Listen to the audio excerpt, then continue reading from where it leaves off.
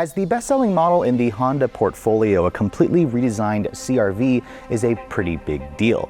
And with the company on a mission to completely redesign all of their SUVs, as you can see, this time I'm standing by the completely redesigned 6th generation 2023 CR-V. As you can see, it's built on an updated version of the Honda global architecture.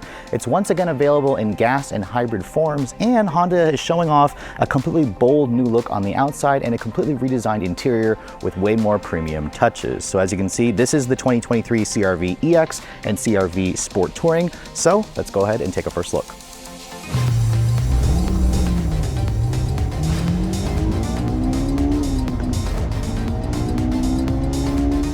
So now that we're finally standing by the completely redesigned 6th generation model, let's go ahead and talk about the exterior styling changes. And just looking at the car, you can clearly tell this is an all new generation. Honda went with a much more bold, slightly more masculine and more aggressive look. I see a lot of hints of the larger Pilot and Passport in the exterior design, which I think is a good thing, although Honda is currently still working on a completely redesigned version of those two vehicles as well. Now I want to point out a couple of things.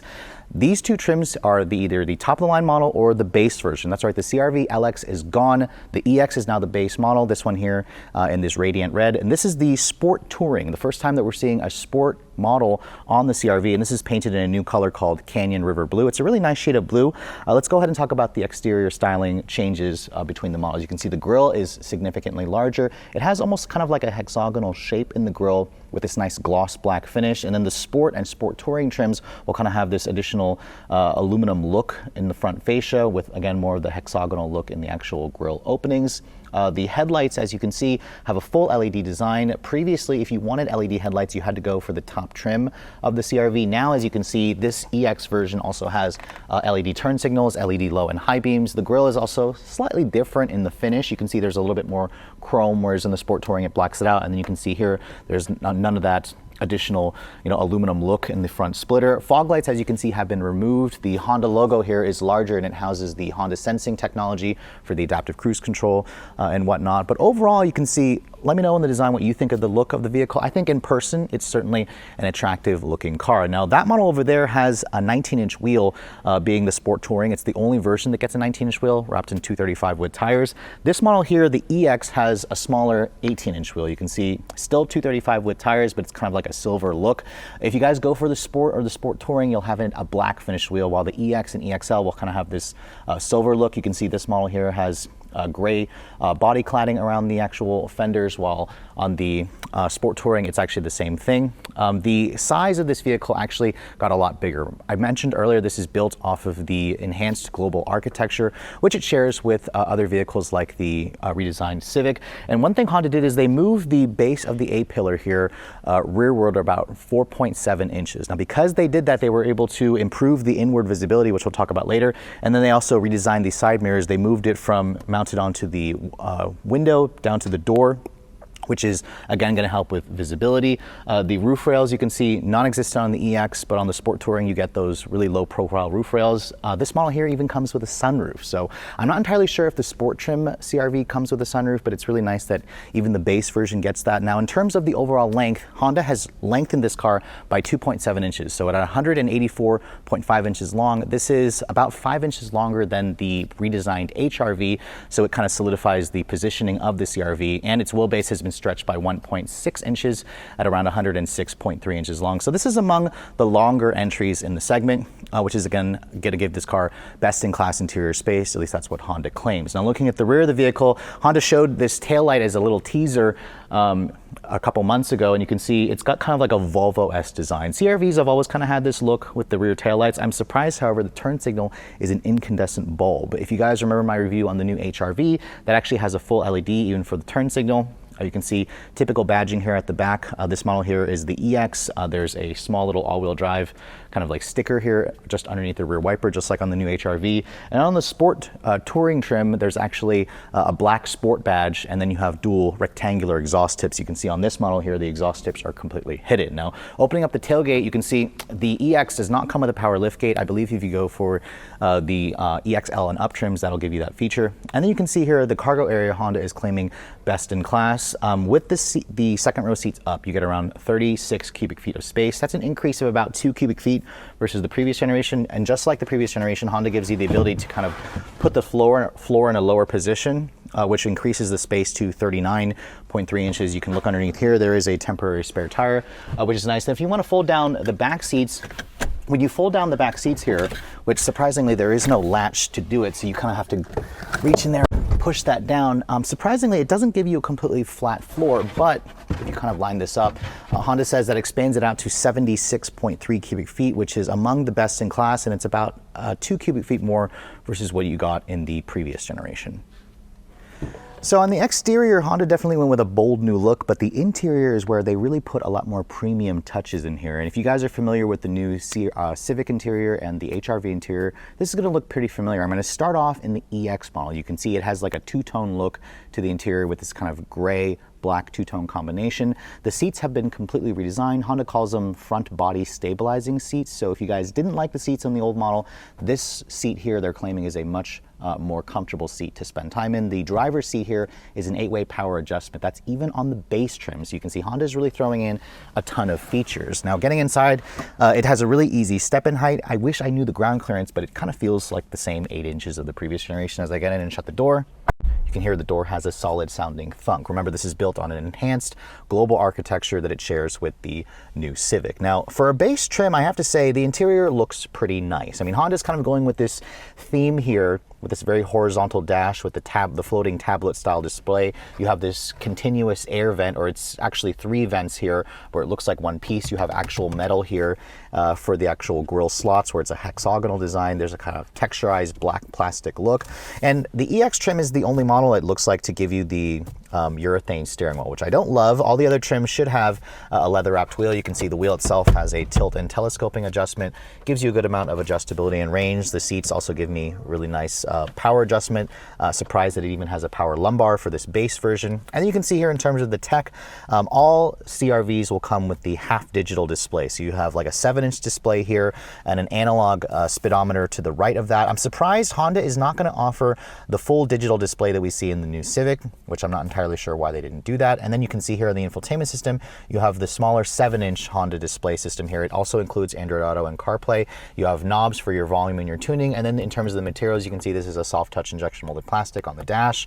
On the door panel, more of that texturized look. And then the windows, you can see one touch up and down for both the front windows, however, not for the rear on this EX version. Over here in the center console, you can see big storage area. This one here has 2 USB charging ports, a USB-A and a USB-C. No wireless phone charging. That's on the higher EXL and up trims. And then you can see drive mode selectors over here. There are a choice between 3 different drive modes and 4 if you guys go for the sport trim.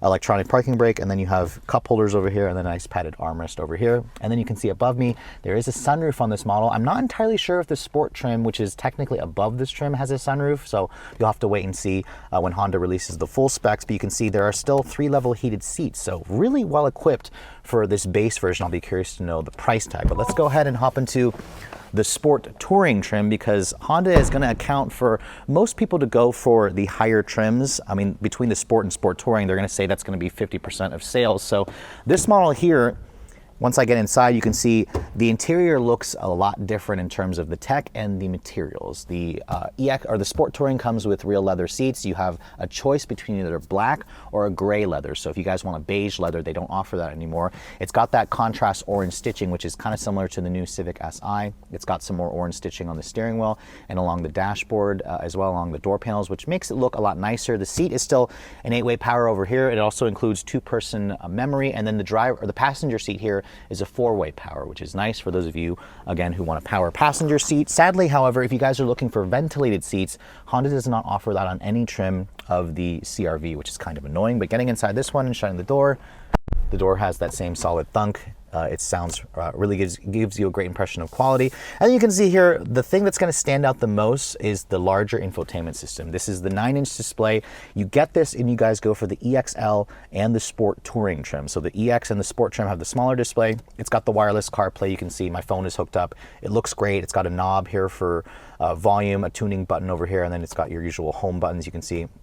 This car here does have factory built-in GPS. That's something that you cannot get, I believe, in the new Civic. So Honda at least throws in their factory GPS in here, but most of you probably aren't going to use that. You're just going to use the CarPlay, and you're going to use the Waze, you're going to use Google Maps and whatnot. So that's all very nice. The dashboard still is pretty much the same, soft touch injection molded plastic. There's more piano black plastic trim, and then you can see the vents have that nice satisfying clicky feel. Same thing with the climate knobs, really nice noise it makes when you start turning that, or turning the knobs. Dual zone climate control is standard even on the EX trim. You still have the heated seats. You also get a heated steering wheel on this model, which I believe is only on the Sport Touring. And then on the door panels here, it's pretty much the same, although in the Sport Touring, all the windows are one touch automatic. So on the EX, it was just the front. On the Sport Touring, it's all of them. And then the other thing that you're going to want with this model is the Bose Stereo. It's basically lifted off of the Civic. It's a 12-speaker Bose Stereo. It's a huge upgrade versus the 9-speaker premium system in the previous generation. And then above me you can see, sadly, no pano roof. Honda doesn't offer a pano roof on the CR-V, but you can see the sunroof is nice. It lets in a lot of light. You have LED lighting in the cabin, and also no heads-up display. So those features are all typically on an Acura RDX, so it doesn't surprise me that Honda is kind of limiting that. Here in the center console you can see there is the wireless phone charger, which my phone kind of perfectly fits there. It's the iPhone 12 Pro Max. The rest of the center console looks pretty much the same. Opening this up here, you can see it's a pretty deep storage, but there's no actual 12-volt or USB charging ports. The USBs are over here in the center console, which is nice. Now, the glove box you can see here, same thing as the EX model. It's a bin style. It's damped, but not lined with felt. It offers a good amount of storage. But overall, the front seats are pretty nice, really roomy and really comfortable. And the seats are also a little bit more plush in this model. But let's go ahead and hop into the back seat, because when Honda increased the wheelbase of this model by about 1.6 inches, they were able to increase the rear legroom by 0.6 inches, which is definitely going to give this best-in-class rear legroom.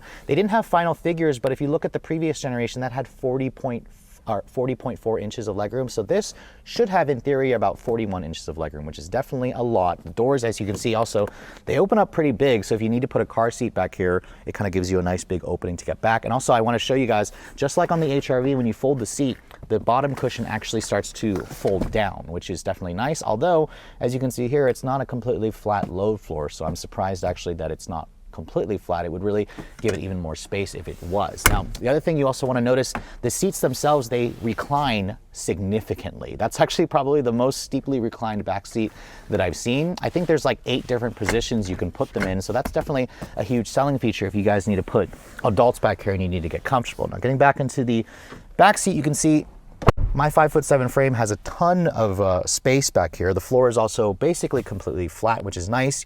You get one storage pocket over here. Even the EX comes with rear seat air vents, which is nice, although you guys want to go for this trim if you want the rear seat USB charging ports. Surprisingly, no heated back seats, which would have been nice to see. And the materials back here have been downgraded slightly. They are hard touch plastic, but it is padded over here where your elbow would rest. And then you can see here there's an armrest that folds down. That's something the HR-V didn't give you. It gives you 2 cup holders. So overall, the back seat is definitely roomy. I'm not entirely sure it feels like the most spacious that I've sat in. There are plenty of other competitors that have a ton of room. But clearly, if you guys need to put a car seat or full-size adults, the CR-V will certainly be able to do that. So a redesigned CR-V is going to mean that we have updated powertrains. First, lifting up the hood of both models, I'm going to notice one thing. Even the base model has these hood struts, so you don't have to deal with a prop rod, which is nice. And if you guys want the gas-only version, you're going to have to be limited to the EX version and the EXL. This only comes with the gas engine. It's the familiar 1.5-liter turbocharged VTEC engine that you got from the previous generation, and the power figures stay the same, 190 horsepower and 176 pound-feet of torque. Now, Honda says that they've smoothed out the power delivery. They've made the engine significantly quieter. They've retuned the CVT, and you get that peak torque figure about 300 RPM earlier, so it should improve the drivability. I don't have fuel economy figures just yet. I don't have towing figures just yet, and I don't have the curb weight figures, but you should be able to take your pick between either front-wheel drive or their all-wheel drive system with intelligent control, which again has been updated for 2023 with software changes. But the hybrid version is what Honda plans to sell about 50% of their lineup from. They're really wanting to increase the hybrid sales a lot. Currently, they sell about 15% hybrid CR-Vs versus the gas only, and this is the powertrain that's going to do it. You have the same 2-motor hybrid system that you got from the previous generation. Now it's in its 4th generation, however, and it pairs basically a 2-liter Atkinson cycle direct injection 4-cylinder with iVTEC. Direct injection is a new addition this year, which should improve the horsepower of the gas-only engine. It's paired up with 2 electric motors and an eCVT, which, by the way, this one here has a continuously variable transmission. This one here has an eCVT. It's a slightly different design to account for the in-house developed hybrid system. Now, Honda didn't have power figures of just the gas engine alone, but they did say that the combined horsepower of this model here is 204 horsepower, and torque is also up to 247 pound-feet. This is apparently the most powerful CR-V that Honda has ever built. And if you guys are also keeping score, this actually went down in horsepower versus the previous generation by 8. That model had 212, this has 204, but torque went up by about 15 pound-feet. So torque is really what's going to matter. Honda says that the drivability again was improved. You should have more electric only cruising. Honda says that the previous generation you can only go up to 86 miles an hour in electric only. This will now go up to 115 miles an hour in electric only, which means if you're cruising on the highway, the gas engine can shut off and it can cruise in electric only. Now, I don't have fuel economy figures just yet. The old one was around 38 mpg. I'm going to assume that Honda's going to be targeting even better fuel economy to compete head on with its rival, the Toyota RAV4 hybrid. And towing is actually available now on the hybrid. Previously, it wasn't recommended. Now this model, they say, will tow a maximum of 1,000 pounds. So it's not really the most. The RAV4 hybrid does about 1,750, but at least Honda did improve on that. This was the first hybrid vehicle from Honda to come standard with all-wheel drive. So their all-wheel drive system is a mechanical clutch-based all-wheel drive system. It's not like Toyota where they do a separate rear electric motor. So again, that should help improve the off-road capability. Although sadly, I don't have ground clearance figures just yet. I also don't have curb weight figures, but I should assume, or you should assume, that this model here is going to be probably around 3,900 pounds, while this one's around 3,700 pounds. That's me guessing based on the curb weight of the previous generation. So last year, Honda moved about 366,000 CR-Vs here in America. It was the second best-selling non-pickup truck vehicle here in the US, right behind, of course, its chief rival, the Toyota RAV4. And of those 366,000 units sold, Honda sold about 56,000 CR-V hybrids. So as you can see, their bold move to basically sell 50% CR-Vs in hybrid form is going to mean big numbers for their hybrid, their electrification strategy. Basically, with this new generation, them only offering the hybrid on the Sport and Sport Touring trim is going to get them to that position. I suspect most people are going to go for the Sport trim. That's kind of the sweet spot, although that EX has a ton of features, but just keep in mind, if you guys want a hybrid, you can't go for this EX or the EXL. You have to go for the Sport or the Sport Touring trim. And I have to say, this model here, the styling is definitely a nice, bold leap forward for Honda. I think they gave this car a more rugged, more masculine appearance that I think is going to appeal to a lot of people. The interior has a much more premium feel, although I am a little surprised by the lack of a couple of tech features. I would have liked to see the availability of a pano roof or a heads-up display, or at least cooled seats. That would have been nice to see. The exterior styling in the back, very Volvo-esque, and I like how Honda has given us more rear seat legroom and more cargo space in the back. And the other thing I want to mention, the hybrid model, the battery pack should still be underneath the load floor, which does reduce the cargo capacity slightly, although they claim now the rear cargo area is the same whether you go for the hybrid or the gas-only version. Now, of course, since this is a first look and I'm not able to drive the car, I don't have final pricing figures just yet. I suspect this car will start a little bit more versus the previous generation, which ranged from like 27,000 up to 37,000. The hybrid version used to start at around 32 grand for the base version. I'm going to suspect it's going to be right around the same. If you guys are looking to purchase this car, they are heading to dealerships later this summer. Honda didn't specify what month. You're going to be able to pick up the gas-only version first. The hybrid, so if the Sport and Sport Touring trim, is going to be delayed a couple of months, but it should be toward the end of the year. But with all that said, hope you guys have enjoyed my very detailed first look on the completely redesigned 2023 Honda CR-V. If you're also looking to see the latest cars I'm testing, be sure to follow me on Instagram at redline_reviews, like us on Facebook, and as always guys, please keep subscribing to the Redline Reviews YouTube channel for all the latest reviews. Thank you so much for watching. I'll catch you all in the next video.